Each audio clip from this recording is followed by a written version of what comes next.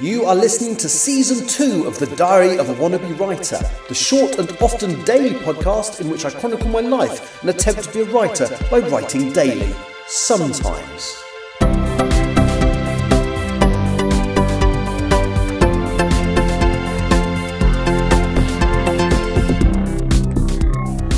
Hello, today is Tuesday the 5th of August 2025 and you're listening to The Diary of a Wannabe Writer from a hotel room in Sydney.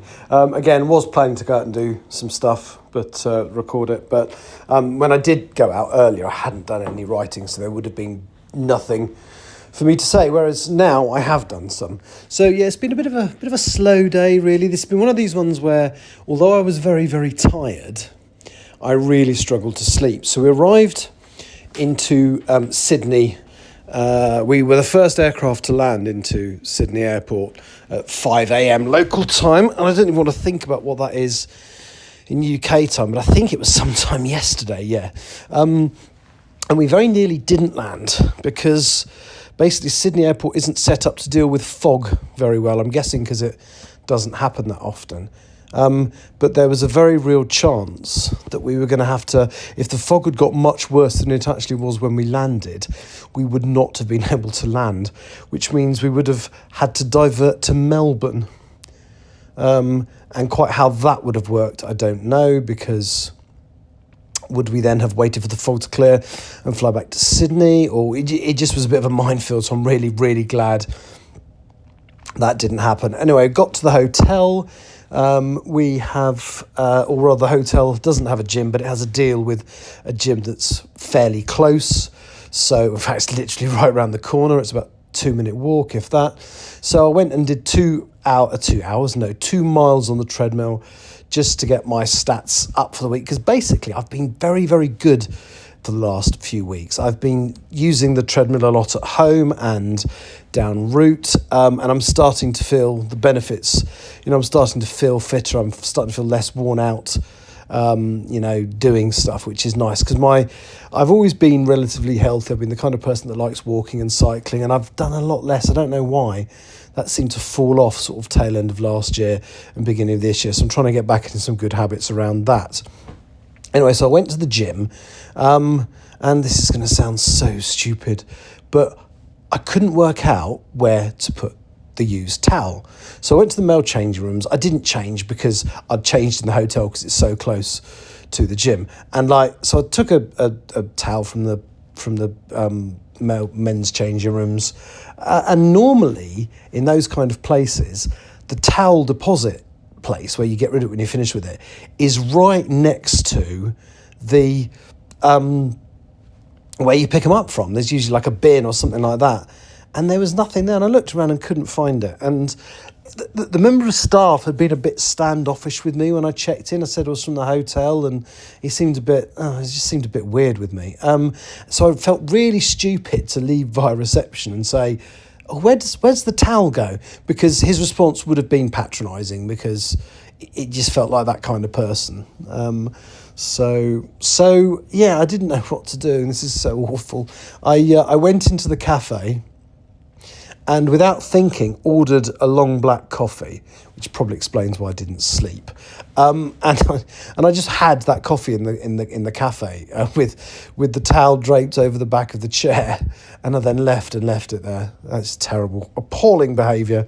I didn't know what else to do, and I literally, because the way that staff member is so patronising, I felt stupid asking. Anyway, so I then headed back to the hotel and tried to sleep. Obviously, if I'd thought, I'd have asked for decaf coffee, but it was just I don't know what to do with the towel. I'll have a coffee whilst I think about it. And so I went up to my room, tried to get some sleep, failed. So I ended up getting up around about lunchtime and walked down to, there's a place that I go to quite often that's sort of near water and stuff on the waterfront, and it does decent food. So I had a burger and a bit of apple pie, walked back up to my room, tried to sleep again, had a bit more success that time, probably because I hadn't had any coffee. And then decided to sleep again. Sorry, I've just said that. I did sleep again, and then I got up wanting some food, because I was quite hungry because it was like 9 o'clock at night, gone 9 o'clock at night. And I went down to the restaurant in the hotel. We get a really, really good deal. We get really good discounts, like 50% off. And I said, are you serving food? It literally, yeah, we stopped serving 5 minutes ago. It was 9:20. They stopped serving food at 15:15. And he was really apologetic, and that's fair enough. So I went and sat in the bar with my laptop, had a couple of alcohol-free beers. They had Heineken or another one, and Heineken alcohol-free is just disgusting, so I didn't have that. I had the other one, and it was all right. And I did some writing. Yes, that's what I've been getting to. I did some writing. Sorry, I've taken too long to explain the first bits. This podcast is going to overrun. I apologise. And so basically, the scene I wrote yesterday, or was it yesterday? God, it probably was yesterday. It just seems like such a long time ago. The one with Isabel, with Lady Desai, I added the bit. I changed the bit I was talking about where Lady Desai casually drops into the conversation, "Oh, are you taking Robin, your daughter, up there?" And Isabel's like, "I haven't let anybody in the Institute know that I've got a daughter." So now Isabel's thinking, why has she said that? Is it a way of trying to control me, of saying, "Oh, I know you've got a daughter"? So she's a little bit nervous about that. So that was a little alteration I made. And then I wrote, again, it was a scene that I wasn't quite sure where I was going with it. I wanted to establish that the charity shop, This and Tat, had closed because its owner, Gerald, or the person that ran it, Geraldine, died in the previous book. But I even said, actually, in the previous book, when Geraldine was talking to Saywood, she said, "You can always get help from us, from the Sutherland Institute. You know, just come to This and Tat, or whatever establishment is on the same site in the future." I don't know why I said that. I think I knew Geraldine was going to die, and that. But anyway, so it's now a 24-hour coffee shop. It's run by Jag Veer, although he's not there because he's actually up in Newcastle visiting Saywood for the first time. And Molly's gone up there with Evelyn, the lady that's, the woman that's been sort of the New Temple refugee. She meets Dawn, the person who's sort of running or involved in the Temple refugee program, and basically because of what happened, because of the girl that died almost as soon as she was released from the painting, because she'd been horrifically injured by Max Sosi, they basically paused it and trying to find a way of working out, is it worth bringing someone back who's critically injured and stuff like that. So that scene was quite nice, but also Molly and Evelyn are going out on the town. And Molly Evelyn was basically a fighter pilot, not a fighter pilot, a bomber pilot. And she used to position the aircraft, so she didn't go into battle. But she's got a very gung-ho attitude to the world and life. And she's really starting to piss Molly off by just being unkind and thoughtless and all that kind of stuff. So I've written those scenes. I've established the new shop. I've had Dawn communicating in the shop to Molly that we're stopping the Temple refugee program because it's not working out well. We don't have to do what we did last time, which is free the girl and then watch her die within a minute. And then there was going to be another scene, but it's already 2,000 words long, and the other scene is quite a major one around Saywood. So I'm actually thinking there is one more scene I need to write for this chapter, which is going to be Molly and Evelyn's night out. And then I think the material that I had intended to be the final scene in this chapter, there's just too much of it.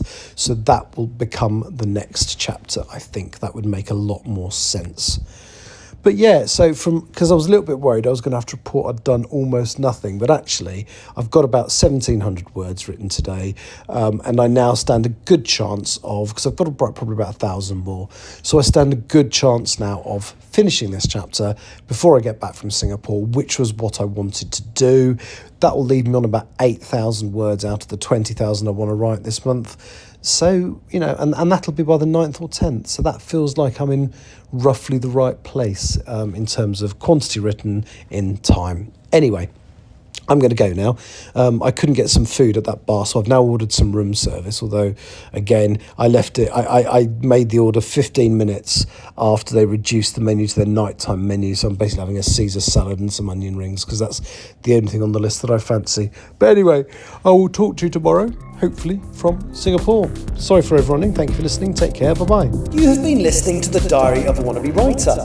For more information about what I'm writing, go to linktr.ee/Richard Writes, capital R, capital W, where you can find details of my website and social media. I may see you there.